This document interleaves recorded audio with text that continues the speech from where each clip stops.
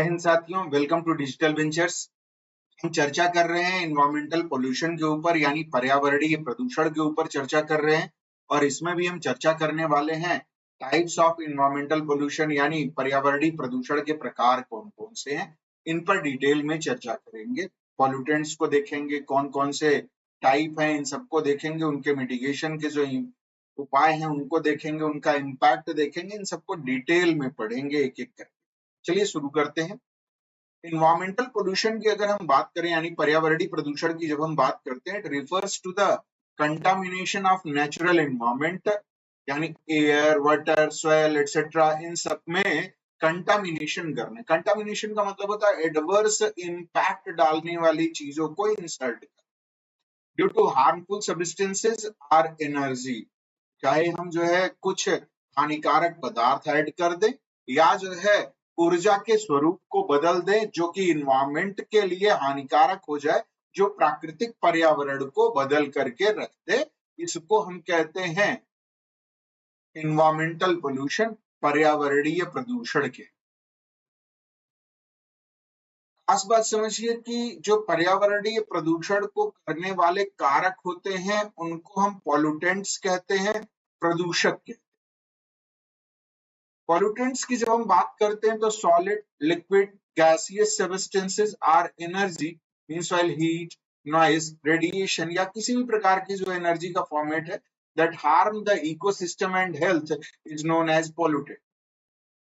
ठोस, द्रव, गैस या ऊर्जा के स्वरूप, चाहे उष्मा हो, चाहे ध्वनि हो या जो है विकिरण हो, इन सबके स्वरूप जो पारिस्थितिकी तंत्र और स्वास्थ्य को बुरी तरह प्रभावित करते हैं, यानी उसको नुकसान पहुंचाते हैं, वो पॉल्यूटेंट कहलाते हैं, प्रदूषक के। प्रदूषक की जब हम बात करते हैं तो प्राइमरी पॉल्यूटेंट्स और सेकेंडरी पॉल्यूटेंट्स दो प्रकार के पॉल्यूटेंट्स माने जाते हैं। प्रदूषक दो प्रकार के माने जाते हैं। जैसे प्राइमरी पॉल्यूटेंट्स वो पॉल्यूटेंट हैं जो डायरेक्ट सोर्सेस से निकलते, चाहे वो नेचुरल सोर्सेस हो, चाहे स्टेशनरी सोर्सेस हो, इन सबसे वो direct,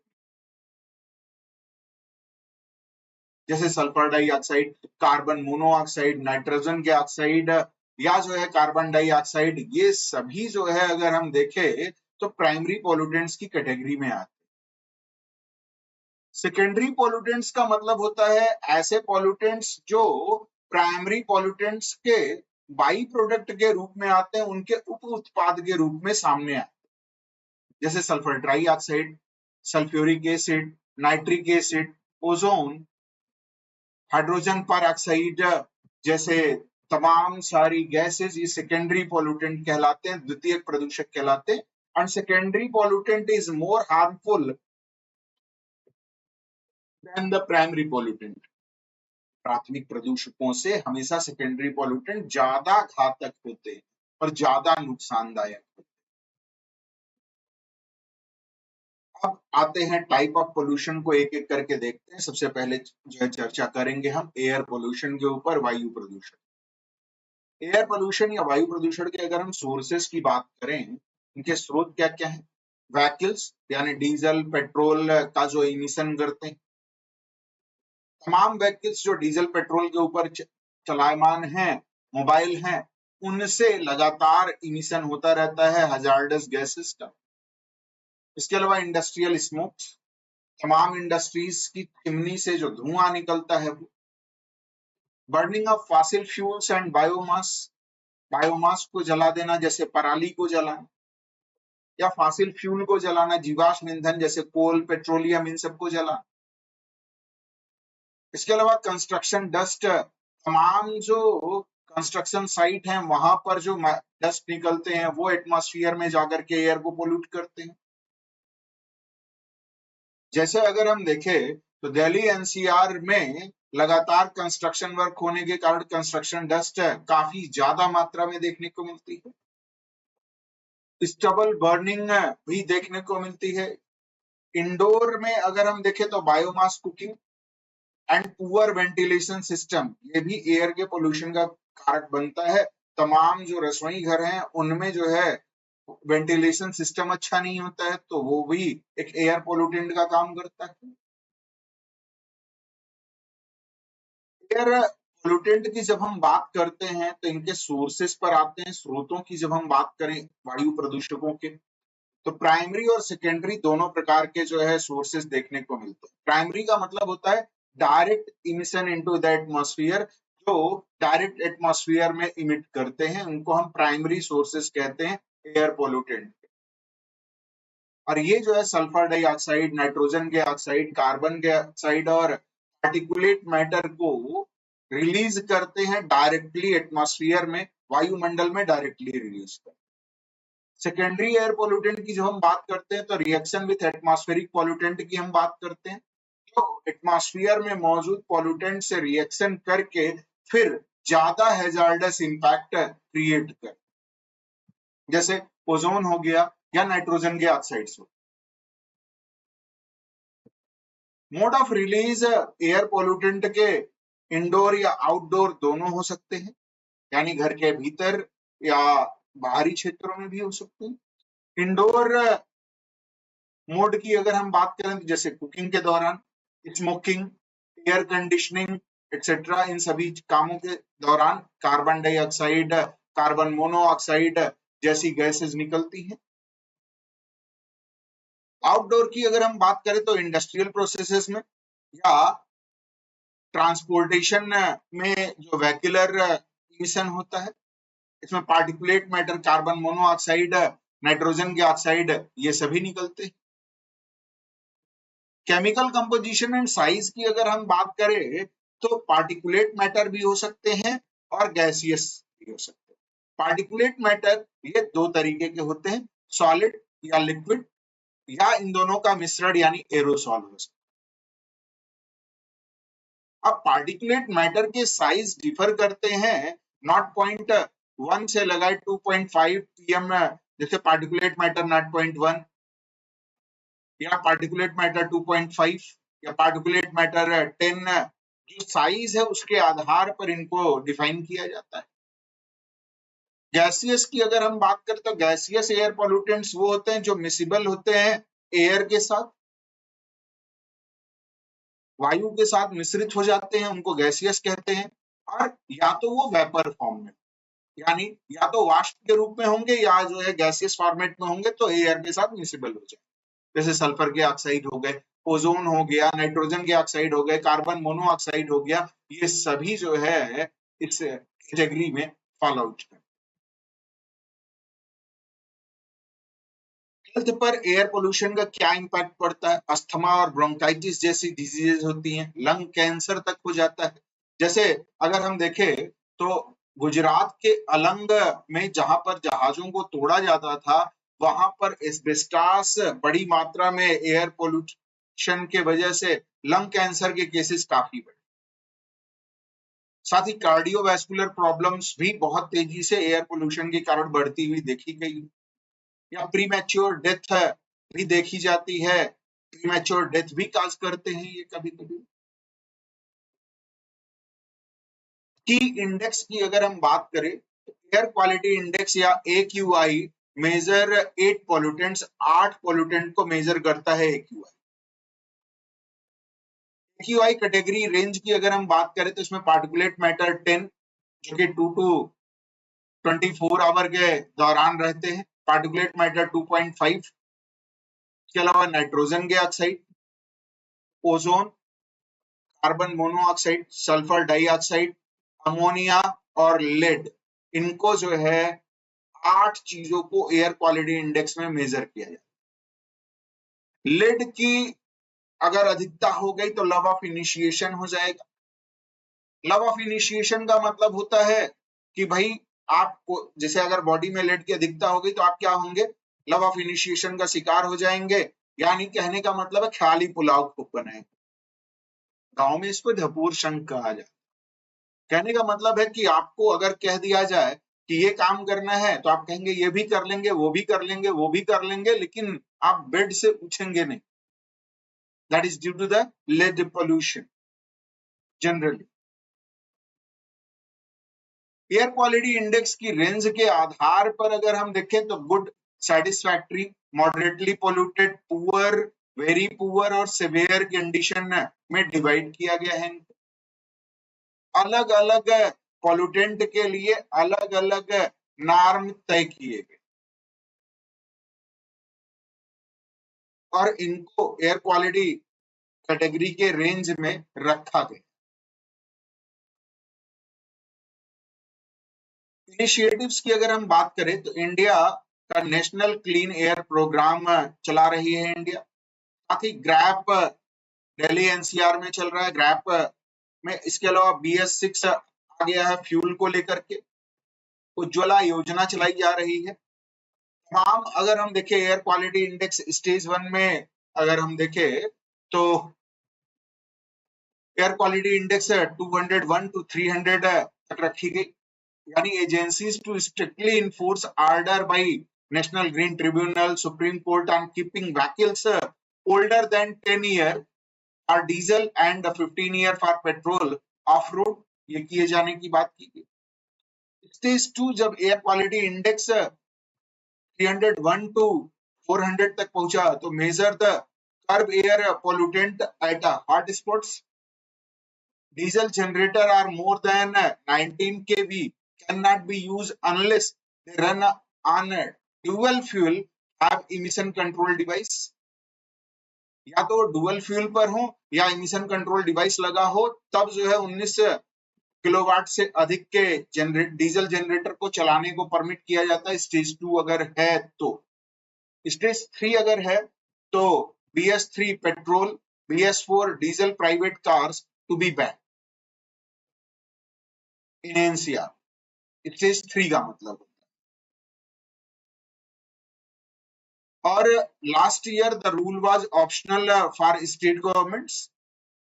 school will likely be closed, यानी 401 से अगर 450 तक इस पहुंच गया एयर क्वालिटी इंडेक्स तक, for children up to class 5 school close हो जाए। स्टेज 4 यानी एयर क्वालिटी इंडेक्स ओवर 450 हो गया तब लाइट कॉमर्शियल व्हीकल, यानी अगर हम बात करें तो वो भी रिस्ट्रिक्ट कर दिए जाते हैं जो आउटसाइड दिल्ली के होते, will be restricted except those that are electrical vehicle, CNG या BS6 डीजल व्हीकल हैं तो उनको परमिट किया जाता है। व्हीकल्स या those vehicles carrying essentials are providing essential services to be allowed। जैसे सब्जी वगैरह लेकर के आ रहे हैं, दूध लेकर के आ रहे हैं, तो ये essential services है, इनको अलाउ किया जाता है। Educational institutions will likely to be closed। Non emergency commercial activities जितनी भी हैं उनको जो है वो अल्टर किया जाए। तो ये तमाम सारे जो है इनिशिएटिव उठाए जाते हैं अलग अलग एयर क्वालिटी इंडेक्स होने पर। ग्लोबल लेवल पर अगर हम बात करें तो WHO एयर क्वालिटी गाइडलाइंस जारी हुई है। पेरिस एग्रीमेंट के तहत इस पर काम हुआ है और यूनाइटेड नेशन एनवायरमेंटल प्रोग्राम के तहत कैंपेन चलाए। जैसे पेरिस एग्रीमेंट की अगर हम बात करें तो ambition mechanism in Paris agreement अगर हम देखें तो 2018 में जब कॉन्फ्रेंस ऑफ पार्टीज 2018 में हुआ तो 2018 जिसको हम अल्नोआ डायलॉग भी बोलते हैं, adoption of the Paris rule book, यहाँ पर पेरिस रूल बुक को एडॉप्ट किया गया। 2009 में सेक्रेटरी जनरल क्लाइमेट समिट हुई। 2020 में कम्युनिकेट न्यू और अपडेटेड एनडीसीज की बात की गई। 2023 में ग्लोबल स्टॉक टेक की बात की गई। 2025 में कम्युनिकेट न्यू और अपडेटेड एनडीसीज की बात कही गई है, क्योंकि बाकू में होने वाला है। ग्लोबल स्टॉक टेक 2028 में आएगा।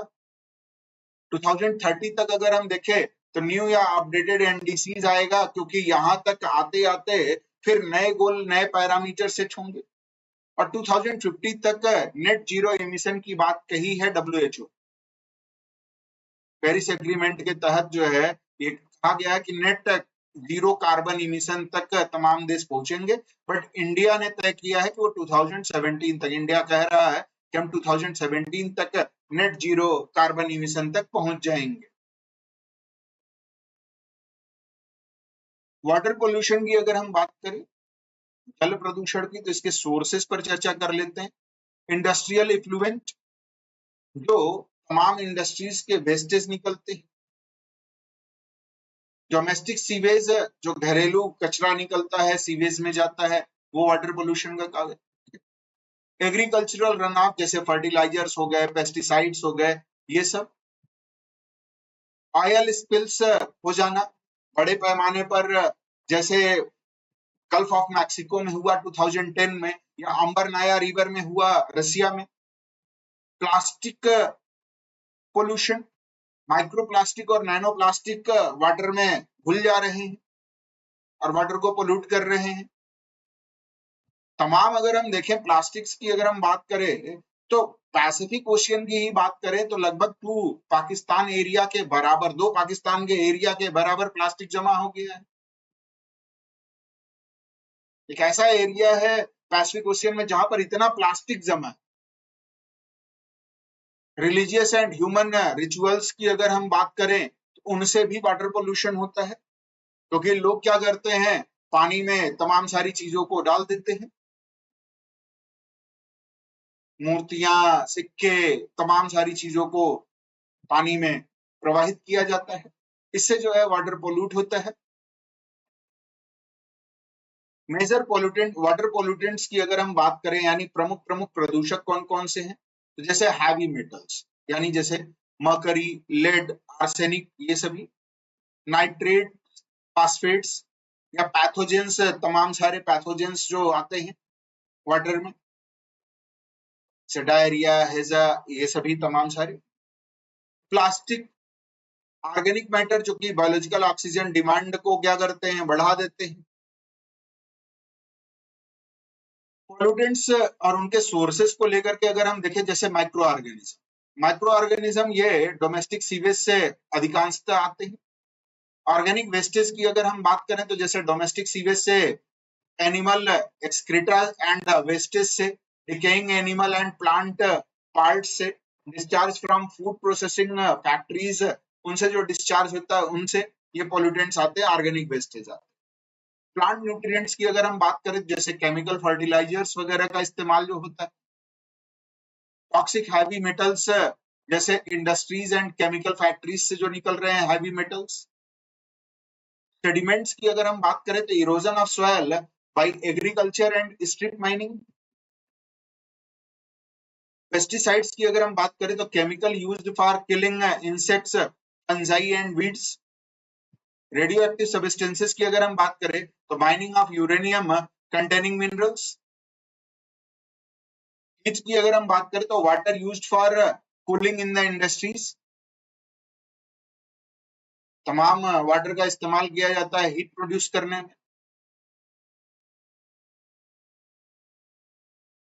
हेल्थ इंपैक्ट की अगर हम बात करें तो जैसे कॉलेरा, टाइफाइड, हेपेटाइटिस जैसी बीमारियां होती हैं। नाइट्रेट्स की अधिकता होगी तो ब्लू बेबी सिंड्रोम हो जाता है, जिसमें अगर हम देखें तो मायोकार्डियल वॉल जो है वो डिसअपियर होने लगती है या कमजोर हो जाती है, जिसके कारण जो है हमारा प्योर ब्लड इम्प्योर ब्लड में मिक्स हो जाता है और ब्लू बेबी सिंड्रोम हो जाता है। स्किन डिजीजेस तमाम सारी होती है। Poisoning bye contaminated sea food, जब कंटामिनेटेड हो जाएगा तो उन पर जो लोग उसको खाएंगे वो भी कंटामिनेटेड हो जाएंगे, पॉइजनस इंपैक्ट आएगा उनके ऊपर। की इंडेक्सेस की अगर हम बात करें तो वाटर क्वालिटी इंडेक्स यानी WQI, biological oxygen demand COD, pH value and coliform count, ये सभी जो है इंडेक्स।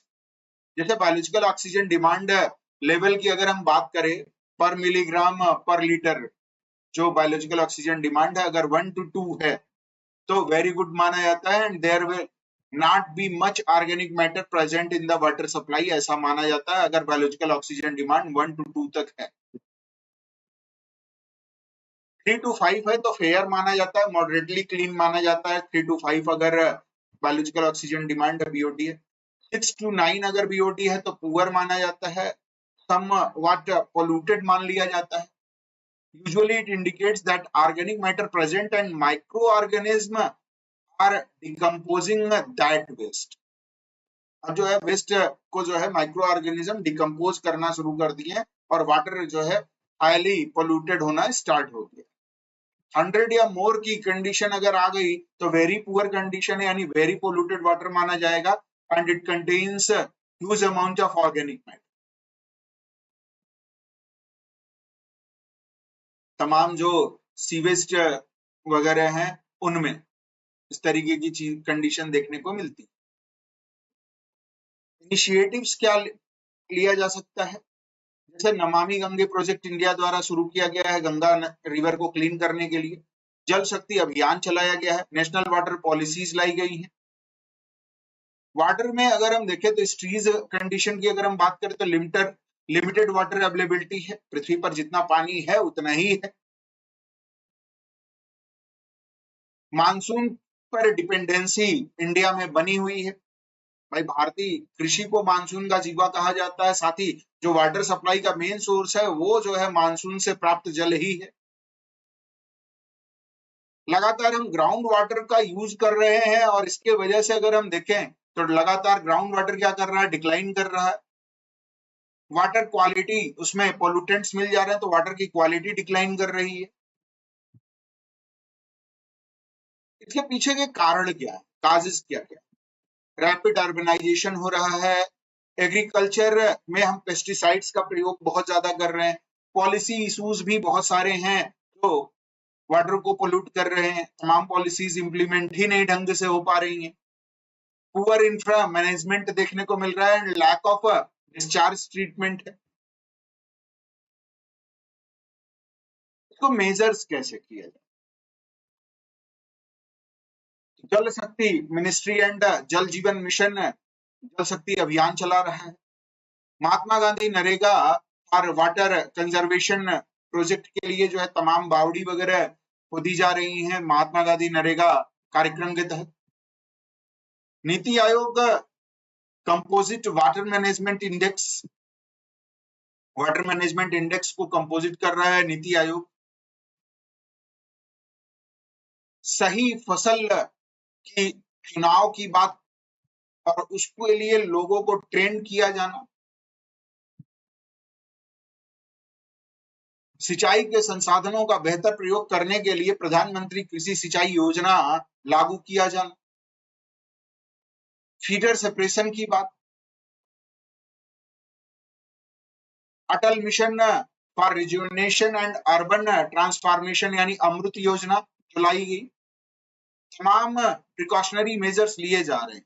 रिफॉर्म की जरूरत फिर भी है वाटर प्राइसिंग को लेकर के। Promoting use of waste water, ये भी किया जाना चाहिए कि वेस्ट वाटर को हम रीयूज करें। Increasing water use effectively in agriculture,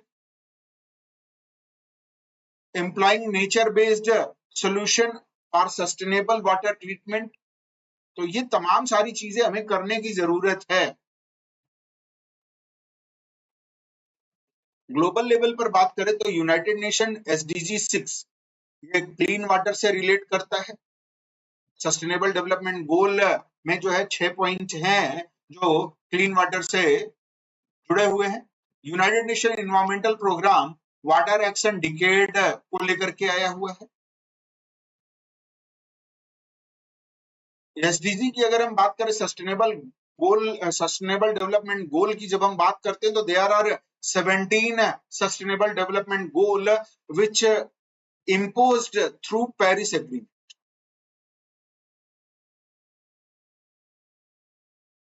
और it was adopted by the United Nation in 2015. इसको United Nation ने 2015 में अडॉप्ट किया। Blueprint to achieve a better or more sustainable future. बेहतर और समावेशी भविष्य का एक ब्लूप्रिंट तैयार किया गया और उसे अपनाया गया एसडीजी के माध्यम से। देयर आर 17 एसडीजीज, 17 एसडीजीज हैं जिसमें quality education, quality management, quality cleanness, life expectancy, इन सबको शामिल किया। integrated goal that recognize that action in one area will affect outcome in others. तो इंटीग्रेटेड गोल अपनाए गए हैं ताकि जो है एक क्षेत्र वो दूसरे क्षेत्र को किस प्रकार से इंपैक्ट कर रहा है, तो सबको सुधार किया जाएगा तो सारे क्षेत्र सुधर जाएंगे. Addresses global challenges. Universal call to action to protect the planet by 2030. 2030 तक जो है यूनिवर्सल लेवल पर तमाम कटौती करके एक सेट पॉइंट तक पहुंचना और 2050 तक नेट जीरो इमिशन तक पहुंचने का लक्ष्य रखा गया.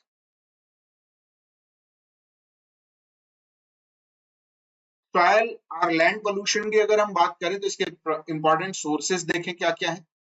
पेस्टिसाइड्स एंड केमिकल फर्टिलाइजर्स का ओवर यूज किया जाना, इम्प्रॉपर वेस्ट डिस्पोजल, जैसे प्लास्टिक और ई वेस्ट का इम्प्रॉपर डिस्पोजल हो रहा है, industrial sludge dumping and biomedical and nuclear wastage का इम्पैक्ट. हर जगह पर जो है मेडिकल वेस्टेज के लिए इंसिनरेटर नहीं है, उनको लैंड फिल एरिया में वैसे ही डाल दिया जाता है बायोमेडिकल्स को. काजेज ऑफ सॉइल पोल्यूशन की अगर हम बात करें भाई, मृदा प्रदूषण के कारक क्या क्या, ठीक है. तो dumping activities, industrial wastage, heavy metals, fertilisers, agricultural pollutants, acid rain, waste management, agriculture. Agriculture का मतलब हो गया कि लगातार जो है हम एक ही टाइप का एग्रीकल्चर एक लैंड पर कर रहे हैं. नॉरफॉक सिस्टम को अपनाए जाने की जरूरत है, यानी बदल बदल करके फसलों का जो है चक्रीकरण करना. पेस्टिसाइड्स का अतिशय यूज जो हो रहा है या लैंडफिल एरियाज से सॉइल पोल्यूशन हो रहा है, ये सभी जो है सॉइल पोल्यूशन के मेजर काजेज हैं, बड़े कारण. मेजर पोल्यूटेंट्स की अगर हम बात करें, प्रमुख प्रदूषकों की बात करें तो जैसे पेस्टिसाइड्स हो गया, प्लास्टिक हो गए, हैवी मेटल्स हो गए जैसे कैडमियम एंड लेड हो गया, हाइड्रोकार्बन्स हो गए, नॉन बायोडिग्रेडेबल वेस्टेज है, ये भी पोल्यूटेड करते हैं क्योंकि इनका बायोडिग्रेडेबल संभव नहीं जैसे तमाम चीजें हैं. ऑर्गेनिक कंटामिनेंट्स की अगर हम ऑर्गेनिक और इनऑर्गेनिक कंटामिनेंट्स को अगर हम देखें तो जैसे atmospheric dust fall, pesticides, acid rain, high metal waste, oil pollution या टेलिंग रेजिड्यू, जो टेलरिंग रेजिड्यूज निकलते हैं वो, vehicle exhaust, municipal wastage, industrial wastage, ये तमाम सारे वेस्टेज जो है वो क्या करते हैं, सॉइल को पोल्यूट कर रहे हैं, जाकर के सॉइल में उसको डिग्रेड कर. हेल्थ पर क्या इंपैक्ट पड़ता है भाई, क्रॉप में आ जाएंगे तो हमारी फूड चेन में आ गए, टॉक्सिक क्रॉप है तो तमाम डिसऑर्डर पैदा होंगे, जैसे neurological disorder, hormonal disorder via food chain ये हमारे शरीर में आ जाएंगे तो न्यूरोलॉजिकल हार्मोनल डिसऑर्डर पैदा करेंगे. ग्राउंड वाटर को कंटामिनेट कर देंगे तो ग्राउंड वाटर पीने योग्य नहीं रह जाएगा. कांटेक्ट में आने पर तमाम स्किन डिसऑर्डर्स हो सकते हैं. की इंडेक्सेस की बात करें तो soil health index under soil health card scheme, India द्वारा इनिशिएटिव क्या लिया गया है उसको अगर हम देखें तो सॉइल हेल्थ कार्ड स्कीम लाई गई, हैजार्डस वेस्ट मैनेजमेंट रूल्स बनाए गए. जैसे सॉइल हेल्थ इंडेक्स की अगर हम बात करें तो मैक्रोन्यूट्रिएंट्स, माइक्रोन्यूट्रिएंट्स और अदर को लेकर के इंडेक्स बनाए. मैक्रोन्यूट्रिएंट्स का मतलब नाइट्रोजन, फास्फोरस, पोटेशियम, सल्फर, इनकी हम बात कर रहे हैं. इनको हम मैक्रोन्यूट्रिएंट्स कहते हैं क्योंकि ये पौधों के लिए अति आवश्यक तत्वों में शामिल. माइक्रोन्यूट्रिएंट्स का मतलब जो पौधों के लिए कम आवश्यक तत्व हैं या जमीन की उत्पादकता के लिए कम आवश्यक तत्व हैं जैसे zinc, iron, copper, manganese, boron, ये सभी जो है माइक्रोन्यूट्रिएंट्स की कैटेगरी में आते हैं. इसके अलावा एसिडिटी और बेसिसिटी क्या है, सॉइल पीएच, उसके अकॉर्डिंग फसलों का चयन करना, इलेक्ट्रिकल कंडक्टिविटी किस प्रकार की है, या ऑर्गेनिक कार्बन है या नहीं है वहां पर सॉइल में, उसकी मात्रा कितनी है, इसको तय करना ये सॉइल हेल्थ इंडेक्स के पैरामीटर हैं।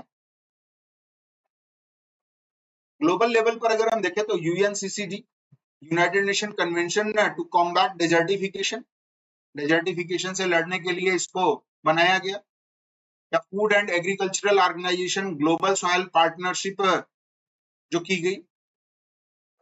यूएनसीसीडी की अगर हम बात करें तो इसका फुल नेम है United Nation Convention to Combat Desertification. It open for signature in 1994 and enter into force in 1996। यह 1994 में साइन के लिए ओपन किया गया और इसे लागू 1996 में किया गया, 1996 में किया। सेक्टर, जिस सेक्टर में लागू किया गया वो क्या है, कॉम्बैटिंग डिजर्टिफिकेशन एंड ड्राउट्स, मरुस्थलीकरण के बढ़ते प्रभाव को रोकने और सूखा को रोकने के लिए इसको लागू किया गया। Has India ratified UNCCD? हाँ बिल्कुल, अब तो 1996 में इंडिया ने इसको रेटिफाइड कर दिया था। नोडल एजेंसी इसकी इंडिया में क्या है, एनवायरमेंट मिनिस्ट्री, जो हमारा पर्यावरण मंत्रालय है वही नोडल एजेंसी के रूप में काम करता है यूएनसीसीडी। नॉइज पोल्यूशन या ध्वनि प्रदूषण की अगर हम बात, तो इसके इंपॉर्टेंट सोर्सेस क्या है, जैसे ट्रैफिक, हॉकिंग, ये तो बड़ी समस्या है इंडिया में, loud speaker and fire crackers, construction work, airports, industrial sites, ये सभी नॉइज पोल्यूशन के मेजर सोर्सेस। मेजर पोल्यूटेंट की अगर हम बात करें तो साउंड है, साउंड को मेजर किया जाता है डेसिबल।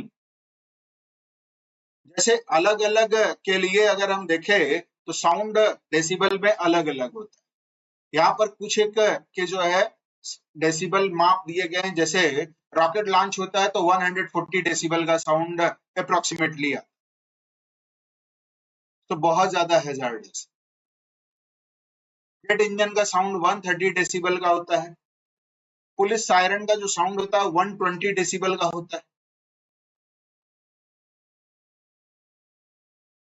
ट्रॉम्बोन का साउंड जो है ये 110 डेसिबल का होता है। हेलीकॉप्टर का साउंड 100 डेसिबल का होता है। हेयर ड्रायर का साउंड 90 डेसिबल का होता है। ट्रक का साउंड 80 डेसिबल का होता है। कार का 70 डेसिबल का, जब हम बातचीत करते हैं 60 डेसिबल का होता है। रेन का साउंड 50 डेसिबल होता है। रेफ्रिजरेटर का साउंड ये 40 डेसिबल होता है। विस्परिंग जब हम करते हैं 30 डेसिबल का है। ब्रीदिंग का जो साउंड होता है, जो सांस लेते हैं उसकी जो साउंड आती है वो 10 डेसिबल की होती है।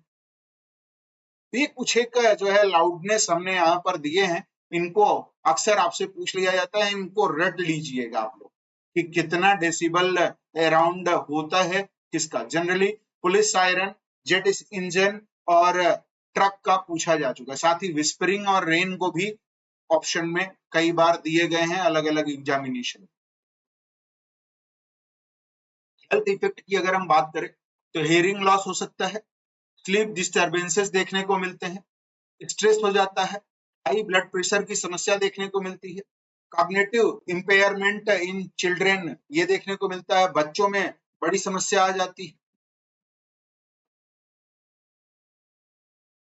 की इंडेक्सेस की बात करें तो ambient noise level CPCB guidelines के आधार पर एम्बिएंस नॉइस लेवल को लाया गया है।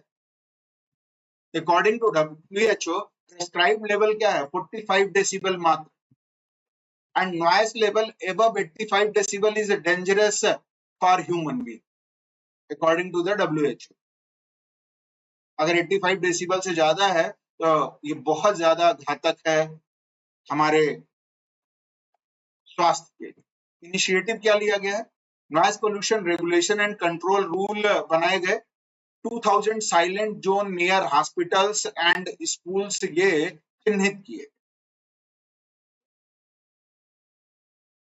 जैसे अगर हम देखें तो अलग अलग के लिए जो है साउंड के डेसिबल को निर्धारित किया गया। जैसे इंडस्ट्रियल एरिया की बात करें तो डे टाइम में 75 डेसिबल और नाइट टाइम में 70 decibel, average 73.87 decibel industry area में ये जो है तय किया गया साउंड का मानक।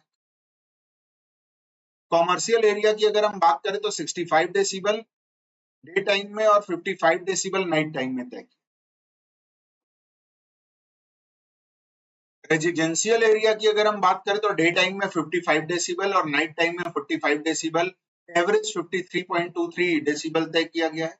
साइलेंस एरिया का मतलब होता है कि डे टाइम में 50 डेसिबल और नाइट टाइम में 40 डेसिबल है, तो ऐसे एरिया को साइलेंस एरिया घोषित। और 2000 साइलेंट जोन बनाए according to the noise pollution regulation and control rule 2000 में जब आता है तो इसके तहत साइलेंट जोन की संकल्पना ला 2000 में साइलेंट जोन बने, तो इसको ध्यान में रखें। जैसे अगर हम देखें हॉस्पिटल्स के आसपास प्रेशर हार्न बजाया जाना या जो है वूफर बजाया जाना, इको साउंड बजाया जाना ताकि प्रतिबंधित किया गया। हालांकि इसको स्ट्रिक्टली लागू नहीं किया जा पा रहा है और इससे तमाम सारी सोशल और तमाम सारी दिक्कतें आ रही हैं, पॉलिटिकल सोशल तमाम दिक्कतें आती हैं। बट इसको स्ट्रिक्टली लागू किए जाने की जरूरत है क्योंकि ये बहुत ज्यादा इम्पैक्ट करता है ह्यूमन हेल्थ और लॉन्ग टर्म इम्पैक्ट देखने को मिलते हैं। ग्लोबल लेवल पर बात करें तो WHO एनवायरमेंटल नॉइज गाइडलाइंस जारी की गई है। WHO की गाइडलाइन ये कहती है कि आउटडोर लिविंग एरिया में क्रिटिकल हेल्थ इफेक्ट एनआईएंस की अगर हम बात करें तो साउंड लेवल डेसिबल में 50 to 55 है और टाइम लिमिट आवर जो है 16 आवर। इंडोर ड्वेलिंग की अगर हम बात करें तो स्पीच इंटेलिजिबिलिटी की बात करता है 35 डेसिबल लेवल पर और ये भी 60 आवर का। स्कूल क्लासरूम की बात करें तो स्लीप डिस्टर्बेंसेस होते हैं, 35 डेसिबल है during class. Industrial commercial and traffic areas की बात करें तो डिस्टर्बेंसेस ऑफ कम्युनिकेशन देखने को मिलता है, 70 डेसिबल तय किया गया है 24 आवर। म्यूजिक थ्रू ईयरफोन की अगर हम बात करें तो हियरिंग इंपायरमेंट देखने को मिलता है, श्रवण लॉस हो जाता है। 85 डेसिबल ये तय किया गया फॉर 1 आवर के लिए। 1 घंटे तक आप जो है केवल ईयरफोन लगा करके सुन सकते हैं, इससे ज्यादा नहीं। सेरेमनीज एंड एंटरटेनमेंट की बात करें तो इससे भी हियरिंग इंपायरमेंट देखने को मिलता है। 100 डेसिबल तय किया गया बट इसमें लिमिट का जिक्र नहीं। बेडरूम की बात करें तो हियरिंग इंपायरमेंट देखने को मिलता है और इसमें भी जो है लिमिट तय की गई है 8 आवर, ठीक है, और मात्र 30 डेसिबल। ये WHO द्वारा निर्धारित है environmental noise guideline. Noise pollution को रोकने के लिए अशोक ट्री को लगाया जाता, अशोक के वृक्ष लगाए, अशोका ट्री लगाए जाते, अशोक के वृक्ष लगाए, ठीक है। एक बड़ी इंटरेस्टिंग सी बात ये कही जाती है कि माँ सीता को जब रावण जो है लेकर के गया हुआ था तो अशोक वाटिका में रखा, क्योंकि शांत वातावरण रहे, नॉइज पोल्यूशन से दूर रहे और इसलिए उनको अशोक वाटिका में रखा। माना जाता है कि माँ सीता जो है वो मिथिला की सेनापति थी, योद्धा थी और बेहद वीर थी और इसीलिए उनके स्वयंवर में शिव धनुष उठाने की शर्त रखी गई, जिसको कोई उठा नहीं पा रहा। उठाना तो छोड़ दीजिए, उसको मूवमेंट भी नहीं करा पा रहा। और इतनी ताकतवर थी माँ सीता की उसको एक हाथ से उठा करके इधर से उधर कर दे रही। मिथिला की सेनापति थी, योद्धा थी, ऐसा माना जाता है अगर आप वाल्मीकि कृत रामायण को पढ़ते हैं तो। और जनक जो है वो टाइटल है, तो ये भी एक बड़ी इंटरेस्टिंग सी बात है। और यही कारण है कि शहरों में बंगलों वगैरह के किनारे जो बंगलों वगैरह में बाउंड्री वाल से लगा करके अशोक के वृक्ष लगाए जाते हैं ताकि सड़कों से उठने वाला शोर जो है बंगलों के अंदर नहीं है। अशोका ट्री इसीलिए लगाए जाते। लाइट पोल्यूशन की बात करें, प्रकाश प्रदूषण, इसके सोर्सेस की अगर हम बात करें तो एक्सेसिव अर्बन लाइटिंग, जैसे अगर हम देखें लाइट पोल्यूशन ऐसा दिखता है स्काई, और विदाउट लाइट पोल्यूशन देखें तो ऐसा दिखाई देता है। जैसे स्ट्रीट लाइट, एडवर्टाइजिंग होर्डिंग्स, इसके कारण स्काई ग्लो करने लगता है और ओवर इल्यूमिनेशन देखने को मिलता है। तारे वगैरह दिखाई देने बंद हो जाते हैं लाइट पोल्यूशन के कारण। मेजर पोल्यूटेंट क्या है? आर्टिफिशियल लाइट, स्पेशली अगर हम देखें तो blue light spectrum and LED light. Light pollution क्या है? आर्टिफिशियल लाइट एट नाइट, इसी को हम कहते हैं light pollution. Which light up the environment create sky glow. It affect feeding habit and navigation habit and migration habit of the animals. Direct light plus sky glow affect the wildlife habitat. क्योंकि उनके navigation, migration, feeding habit, इन सब पर impact पड़ेगा, उनका biological clock गड़बड़ हो जाएगा। क्योंकि एनिमल क्या करते हैं? Animal use moon plus star light to navigate, but अगर direct light plus sky glow है तो उनको जो है स्टार लाइट और मून का आभास नहीं होगा। So light obscures moon and stars, और वेस्टेज ऑफ एनर्जी भी है। So therefore it is a pollutant.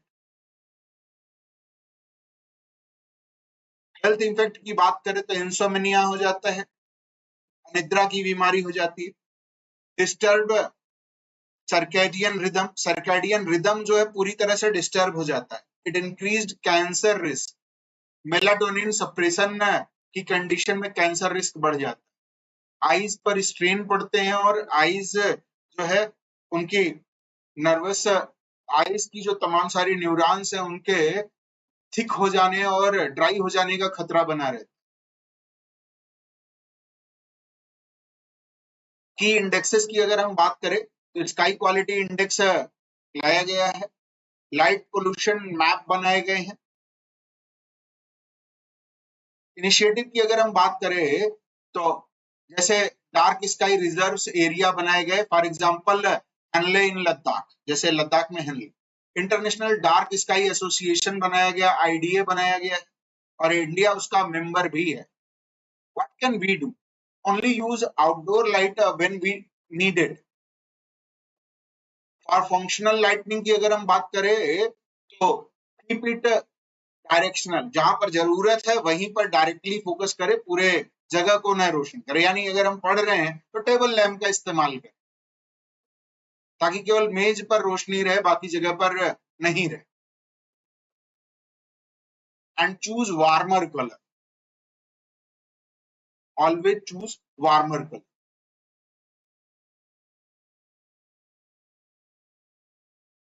Light pollution की अगर हम बात करें तो इसको रोकने के लिए एक और काम किया जाता है। लाइट पोल्यूशन को रोकने के लिए जो सड़कों पर आने जाने वाली गाड़ियों की लाइटें हैं उनके लिए डिवाइडर पर जो है हम ट्री लगा, जो डिवाइडर पर गाड़ियां लगाई जाती हैं वो इसलिए लगाई जाती हैं कि दोनों तरफ जो सड़कों पर ट्रैफिक आ जा रहा है, इस पर आमने सामने की लाइटें जो आ रही हैं, इनका इधर से आने वाले चालक के ऊपर कोई बैड इंपैक्ट न पड़े।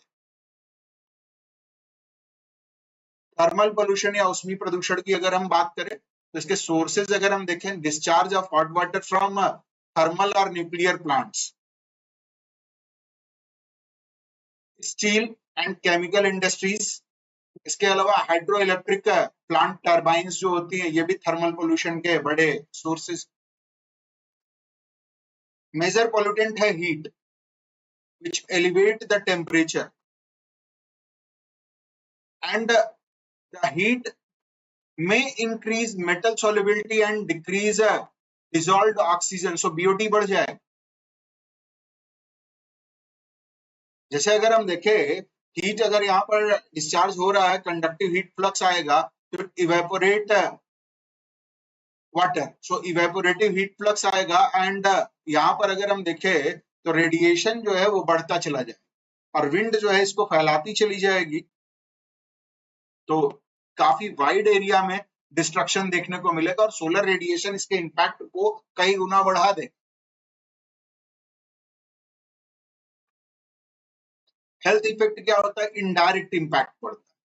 Impact food security via aquatic system collapse. अगर एक्वेटिक सिस्टम कोलैप्स कर जाएगा तो जो फूड सिक्योरिटी है वो बहुत बैडली इम्पैक्ट, क्योंकि it disturb aquatic reproductive cycle. Heat बढ़ जाएगा तो एक्वेटिक का जो लाइफ है उसकी रिप्रोडक्टिव साइकिल गड़बड़ हो जाए। जैसे अगर हम देखें तो फ्यूल टैंक वगैरह लगाए जाते हैं और उनसे जो है एनर्जी बनाई जाती है। ठीक है, इस तरीके की जो है सिस्टम को डेवलप किया जाता है और फिर जो है एयर सैंपलिंग सिस्टम बनाया गया, वैक्यूम ट्रैप और लिमिटिंग सरफाइस वैक्यूम पंप के माध्यम से जो है इनको देखा जाता है, इनको मेजर किया है। Thermal discharge monitoring by ministry of environment,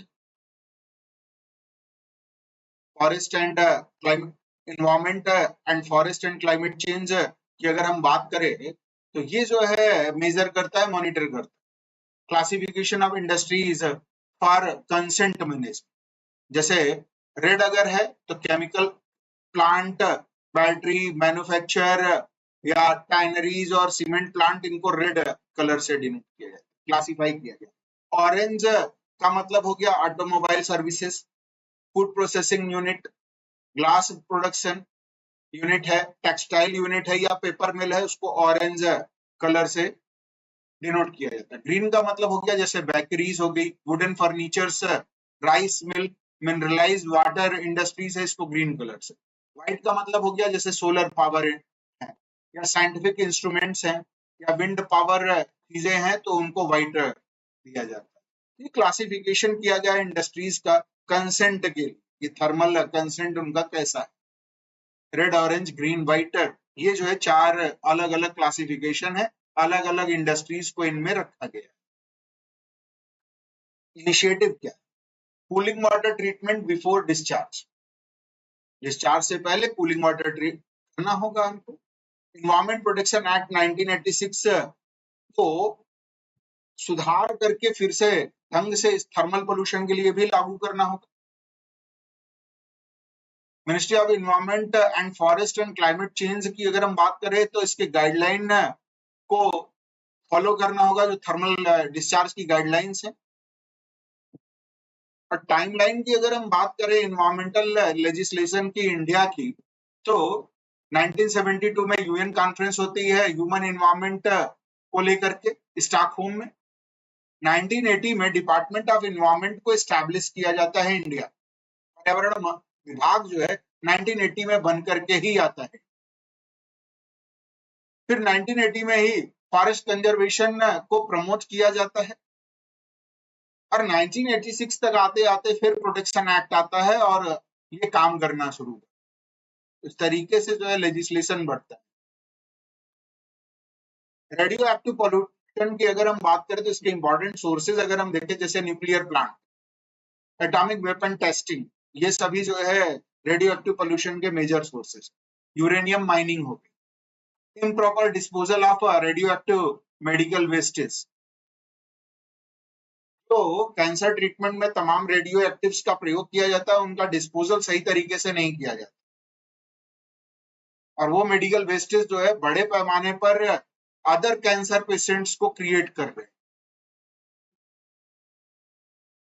major pollutant की अगर हम बात करें तो uranium 235, plutonium 239, radon gas, caesium और स्ट्रांसियम 19। स्ट्रांसियम 90। अगर हम देखें सोर्सेज ऑफ रेडिएशन पोल्यूशन की बात करें तो नेचुरल और मैनमेड दोनों प्रकार के सोर्सेज हैं। नेचुरल की बात करें तो जैसे सोलर रेडिएशन, ठीक है। इसके अलावा कॉस्मिक रेडिएशन, टेरेस्ट्रियल रेडिएशन भी नेचुरल है, जैसे आउटडोर की बात करें तो रॉक्स एंड सॉयल का जो रेडिएशन, इंडोर की बात करें तो सॉयल का, बिल्डिंग मटेरियल का, नेचुरल गैसेस का या आउटसाइड एयर जो आ रही है उससे जो रेडिएशन आ रहा है वो रेडिएशन। मैन मेड की बात करें तो इंडस्ट्रियल प्रोसेस में जो रेडिएशन निकल रहा है, न्यूक्लियर रिएक्टर से जो वेस्टेज निकल रहे हैं उनको डंप करना, टेस्टिंग ऑफ न्यूक्लियर वेपन्स, इससे जो न्यूक्लियर वेस्टेज निकल रहे हैं, use in medical practices, X ray examination में जो निकल रहे हैं, रेडिएशन थेरेपी, ऑक्यूपेशनल एक्सपोजर जैसी चीजें। तो ये तमाम सारी चीजें जो है ये पॉल्यूटेंट्स के रूप में है, मेजर सोर्स है रेडिएशन पोल्यूशन। हेल्थ पर क्या इंपैक्ट पड़ता है? रेडिएशन सिकनेस हो सकती है, कैंसर हो सकता है, जेनेटिक म्यूटेशन भी हो सकता है जो कि हेरिडिटरी हो जाए, बर्थ डिफेक्ट देखने को मिल सकते हैं जैसा कि एजेंट ऑरेंज के छिड़काव या हिरोशिमा नागासाकी पर देखने को मिला। Bone marrow and CNS central nervous system damage हो सकता है, बोन मैरो में इंपैक्ट पड़ सकता है। की इंडेक्सेस की बात करें तो रेडिएशन डोज यूनिट बनाई गई सीवर्ट और हेनरी बेकुरेल के। डोज क्वांटिटीज की बात करें तो एब्जॉर्ब डोज की बात करें तो energy deposited in a kilogram of substance by the radiation, इसको बोलते हैं एब्जॉर्ब डोज। यानी 1 किलोग्राम सबस्टेंस कितने एनर्जी को जो है रेडिएशन के थ्रू एब्जॉर्ब कर रहा, ये एब्जॉर्ब डोज है।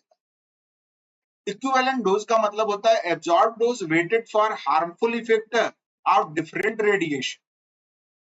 जो एब्जॉर्ब डोज है उसमें हार्मफुल इफेक्ट अलग अलग रेडिएशन का कितना है, यानी रेडिएशन वेटिंग फैक्टर क्या है।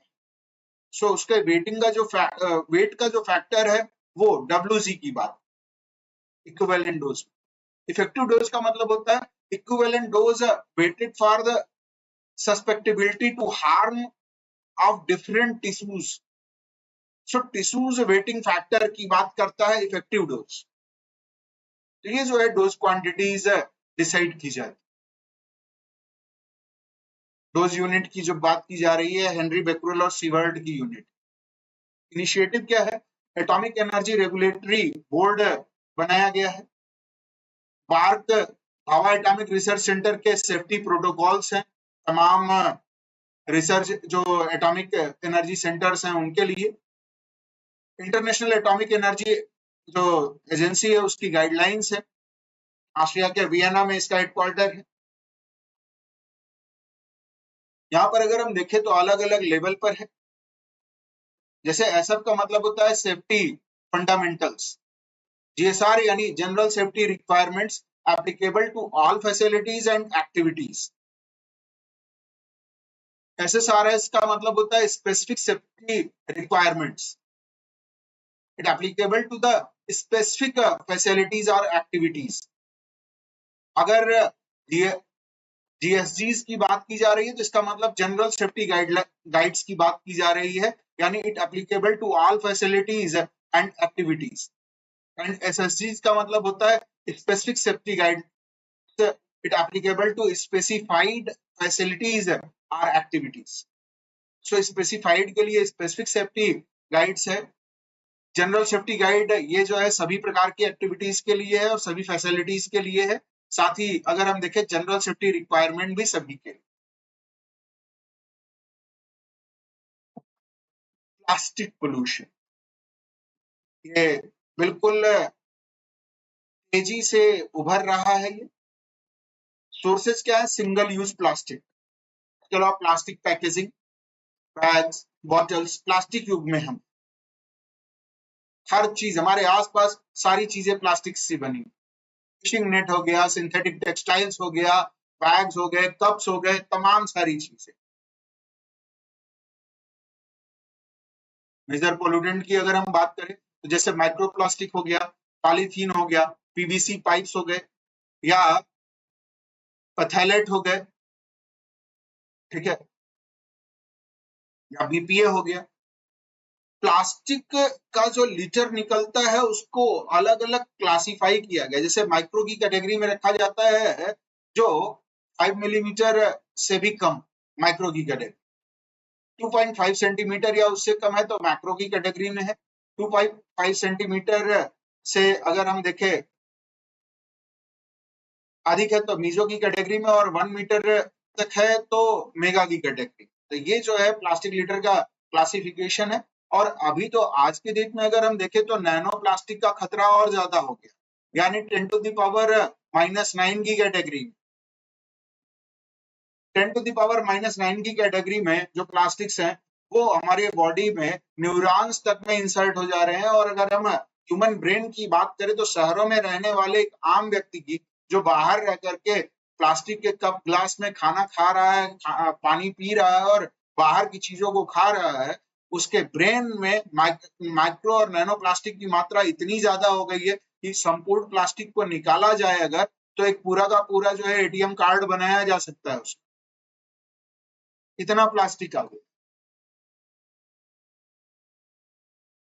हेल्थ इफेक्ट की अगर हम बात करें तो it inter in food chain, endocrine disruptions देखने को मिलते हैं, डाइजेस्टिव ब्लॉकेज इन एनिमल्स भी देखने को मिलते हैं, and soil and water toxicity को ये क्रिएट करते हैं। और सॉयल और वाटर टॉक्सिसिटी होगी तो जितनी बीमारियां सॉयल और वाटर टॉक्सिसिटी से होती हैं सब होंगी। तमाम डाइजेस्टिव ब्लॉकेज में अगर आप देखते हैं लोग पॉलीथीन्स ले जा करके उन्हीं में कूड़ा कचरा फेंक देते हैं, खाने वाला कूड़ा भी फेंक देते हैं, और जो पशु हैं वो जा करके उनको खाते हैं और उनमें जो है प्लास्टिक से चले जाते हैं। तमाम जो सड़कों पर चलने वाली गायें हैं उनके पेटों में अनगिनत प्लास्टिक जो है जाकर के पड़े रहते हैं, बहुत नुकसान करते हैं, उनको बेहद भीषण पेन होता है। की इंडेक्सेस की बात करें तो plastic waste index municipal data के आधार पर बनाया जाता है। सीपीसीबी ट्रैकिंग की अगर हम बात करें तो एक्सटेंडेड प्रोड्यूसर रिस्पॉन्सिबिलिटी, ठीक है, एक्सटेंडेड इसको ईपीआर कहते हैं, यानी एक्सटेंडेड प्रोड्यूसर रिस्पॉन्सिबिलिटी। इसमें producers and brand owners, manufacturer, product and जो पैक करते हैं प्लास्टिक में करते हैं उनको रिस्पॉन्सिबल बने। Retail shop sell the product to the customers, फिर consumer buy the good, then discard the plastic packaging, discarded plastic को कवर करना, और फिर जो है प्रोड्यूसर्स और brand owners must recycle the same amount of plastic they use in packaging. इसको जो है एक्सटेंडेड प्रोड्यूसर रिस्पॉन्सिबिलिटी के तहत लाया गया और सीपीसीबी इसको ट्रैक भी करता है। इनिशिएटिव की बात करें तो इंडिया का प्लास्टिक वेस्ट मैनेजमेंट रूल लाया गया 2016 और इसको अमेंड किया गया 2022। प्लास्टिक वेस्ट मैनेजमेंट की टाइमलाइन की बात करें, जो रूल लाया गया इंडिया में उसकी टाइमलाइन अगर हम देखें तो रिसाइकल्ड प्लास्टिक यूजेज रूल लाया गया 1998 में, फिर 1999 में plastic manufacture sale and usages rule लाया गया, फिर 2003 की अगर हम बात करें तो recycled plastic manufacture and usages amendment rule लाया गया, उसको अमेंडमेंट किया गया।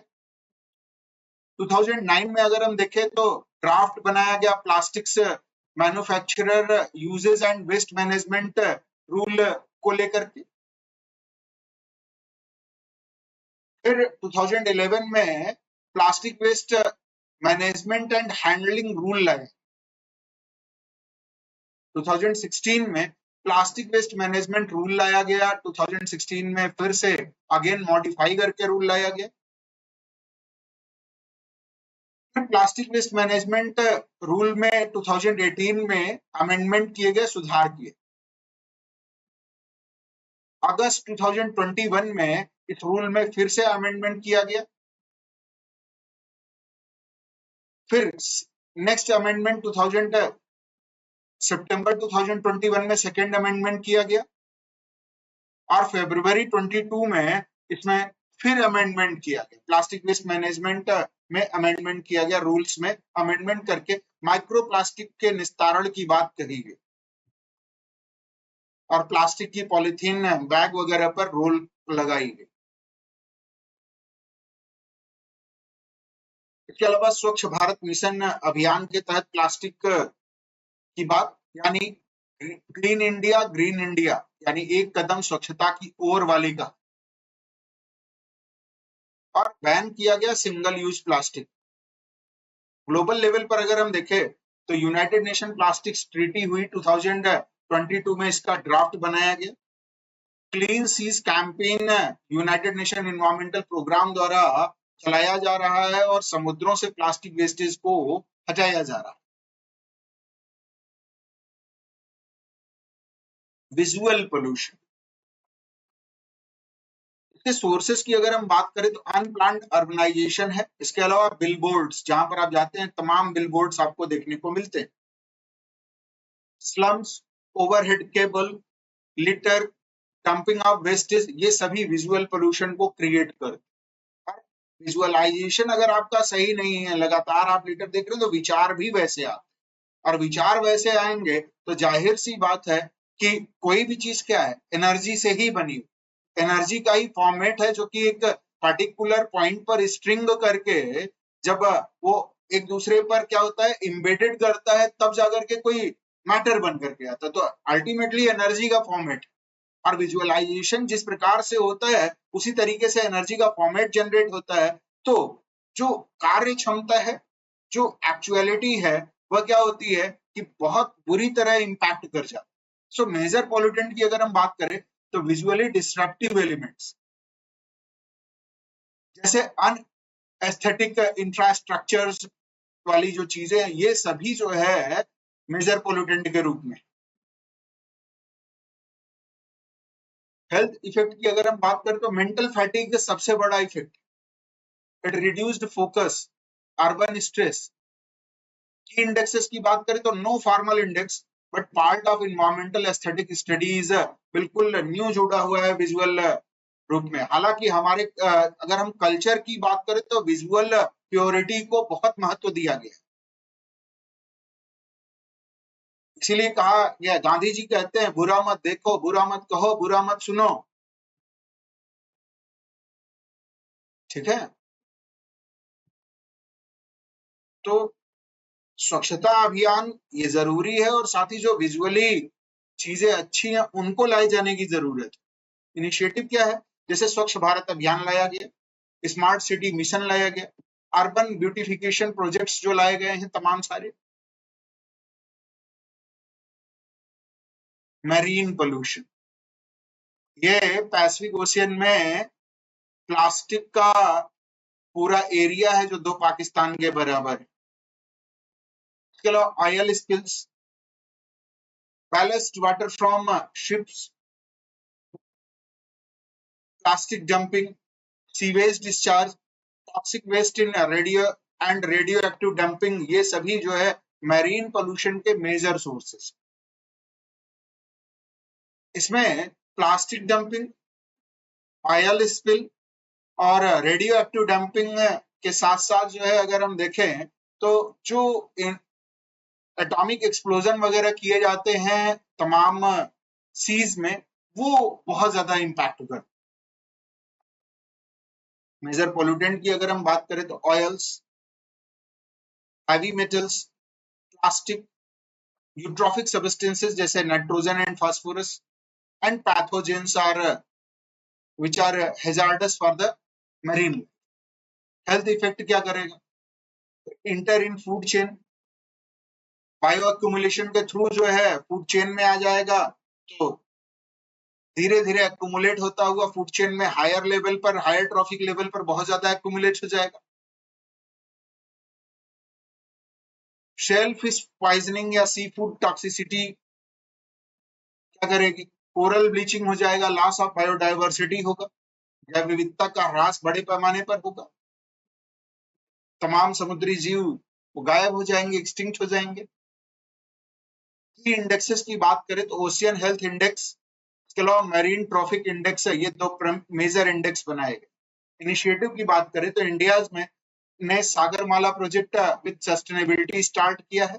इसके अलावा ब्लू फ्लैग सर्टिफिकेशन स्टार्ट किया है बीचेस के लिए, तो बीचेस की साफ सफाई की जा रही है ताकि समुद्र को प्रदूषित होने से बचाया जा सके। ग्लोबल लेवल पर मार्पोल कन्वेंशन किया गया है, SDG 14 लाया गया है, लाइफ बिलो वाटर के सस्टेनेबल डेवलपमेंट गोल, जिसमें 14 पॉइंट है लाइफ बिलो वाटर को बचाने के। United Nation clean sea programme चलाया गया है ग्लोबल लेवल पर। ये सभी इनिशिएटिव किए गए हैं मरीन पोल्यूशन को कंट्रोल करने। माइक्रोबियल पोल्यूशन की अगर हम बात करें तो इसके सोर्सेस की जब हम बात करते हैं, अनट्रीटेड सीवेज, ओपन डिफिकेशन जो हो रहा है, इसके अलावा हॉस्पिटल एंड बायोमेडिकल वेस्टेज और वेस्ट वाटर इरिगेशन जो होता है, ये माइक्रोबियल पोल्यूशन का मेजर काज। ठीक है, माइक्रोबियल कंटामिनेशन के सोर्सेस की बात करें तो इक्विपमेंट है, तमाम इक्विपमेंट जैसे असेंबली, क्लीनिंग, स्टेरिलाइजेशन जो इक्विपमेंट की होती है, ये सभी है। प्रोसेस की अगर हम बात करें तो ओपन वर्सेस क्लोज्ड कैसी प्रोसेस हो रही है। मटेरियल की अगर हम बात करें तो जैसे रॉ मटेरियल है, रीयूजेबल रेजिन है या मेम्ब्रेन फिल्टर है कि नहीं है, इनसे माइक्रोबियल कंटामिनेशन होता है। यूटिलिटीज जैसे वाटर, गैसेस, इन सब के थ्रू। जैसे अगर हम देखें तो ब्लैक फंगस का जो कंटामिनेशन हुआ वह यूटिलिटीज के थ्रू हॉस्पिटल्स में बहुत ज्यादा। इसके अलावा पर्सनल कंटामिनेशन तो है ही। फैसिलिटीज के आधार पर अगर हम देखें तो flow of personal material, wastage and HVAC, इन सब के थ्रू। तो माइक्रोबियल पोल्यूशन जो है वो तमाम सारी चीजों पर होता है, और कोविड-19 के बाद माइक्रोबियल पोल्यूशन बहुत ज्यादा चर्चा में रहा। मेजर पोल्यूटेंट की अगर हम बात करें तो bacteria like E coli, viruses like hepatitis या नोरोवायरस या कोविड-19, corona virus, parasites and protozoa, it causes allergy, dizziness, fever, ठीक है, इवन ट्यूबरकुलोसिस तक, एलर्जी। इसके अलावा rhinitis, asthma, watery eyes, headache, coughing, तमाम सारी चीजें होती हैं। अलग अलग माइक्रोब्स हैं जो डिजीज काज करते हैं। जैसे वायरस से होने वाले डिजीजेस की अगर हम बात करें तो रेबीज, खसरा यानी measles, Zika, herpes, meningitis, hepatitis, trachoma आंखों में होता है, कोरोना, पोलियो, एड्स, ठेका जिसको हम सिंगल्स बोलते हैं, छोटी माता यानी स्मॉल पॉक्स, डेंगू, गलसुआ यानी मम्प्स एंड इन्फ्लुएंजा, सभी प्रकार के फ्लू, चाहे स्वाइन फ्लू हो, बर्ड फ्लू हो, जितने भी प्रकार के फ्लू हैं सब वायरस से। तो इतनी डिजीजेस तो वायरस से होती है। बैक्टीरियल डिजीज की अगर हम बात करें, प्लेग, डिप्थीरिया, तपेदिक यानी टीबी, काली खांसी यानी वूपिंग कफ, टिटनस जिसको धनुष टंकार कहते हैं हिंदी में, कुष्ठ रोग यानी लिप्रेसी, न्यूमोनिया एंड हैजा, कॉलेरा, हैजा यानी कॉलेरा। तो ये ट्रिक है, इसको आप याद कर सकते हैं। रेखा जी हमें हिट कर पोएछे छोड़ गई एंड पंडित का टीका न्यू है, ये बैक्टीरियल और वायरल डिजीज की ट्रिक। फंगल डिजीज की अगर हम बात करें तो फंगस से होने वाले जो तमाम डिजीजेस हैं,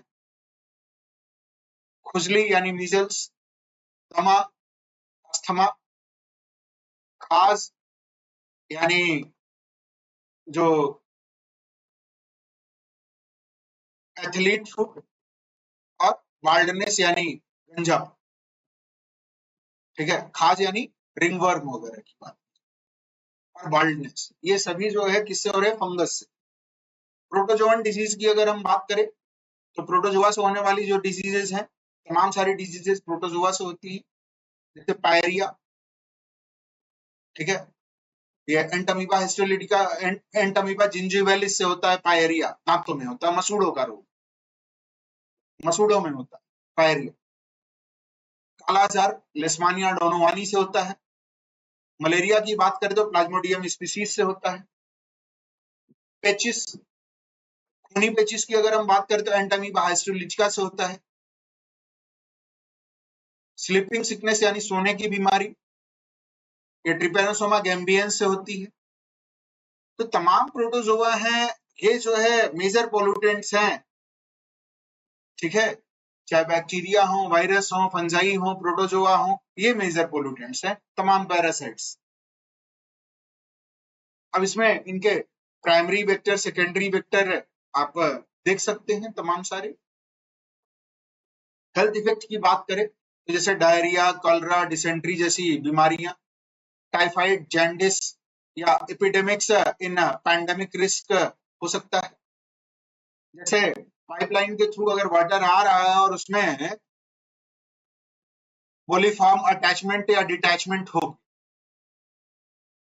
पाइप कोरोजन हुआ और बोलीफॉर्म फॉर्मेशन हुआ और उसका अटैचमेंट या डिटैचमेंट हुआ, तब तो वाटर सप्लाई के थ्रू तमाम घरों में पहुंचेगा और माइक्रोब ये जो है क्या करेंगे, इंपैक्ट करेंगे। की इंडेक्सेस की बात करें तो total coliform count, faecal indicator, bacteria index जैसे चीजें हैं, जैसे ई कोलाई, फीकल कोलीफॉर्म या सिंगेला, टोटल कोलीफॉर्म, या अगर हम देखें हेटेरोबैक्टीरियेसी या साल्मोनेला की बात की जा रही है। ये जो है की इंडेक्सेस है जिनके थ्रू हम पता लगाते हैं इस प्रकार के पोल्यूशन। इनिशिएटिव क्या है माइक्रोबियल पोल्यूशन को लेकर के? Jal Jeevan Mission for safe drinking water के लिए, ठीक है। एसबीएम फॉर सैनिटेशन या WHO water programme for sanitation and hygiene, जैसे वास्ट प्रोग्राम जिसको हम कहते हैं WHO water sanitation and hygiene programme, वाश कहते हैं इसको। जैसे स्वच्छ सर्वेक्षण ग्रामीण 2025 की बात करें तो India is largest rural, India का सबसे बड़ा रूरल सैनिटेशन सर्वे है स्वच्छ सर्वेक्षण ग्रामीण एरिया। 21,000 विलेजेस के डेटा को कलेक्ट किया गया है, 761 districts and 34 state and union territories को कवर किया गया। इसका पर्पस क्या है? Access ODF plus outcomes under SBM G phase 2। Parameter क्या है? LWM, SWM, PWM, FSM या तमाम जो है अगर हम देखें जैसे गोवर्धन एंड मोर, तमाम सारे पैरामीटर्स इसमें बनाए गए हैं और इसके तहत जो है डेटा कलेक्ट किया है। ये दुनिया का सबसे बड़ा प्रोग्राम है सैनिटेशन। होपफुली ये पूरा डिटेल में समझ में आया होगा गाइस। Thank you. जय हिंद साथी।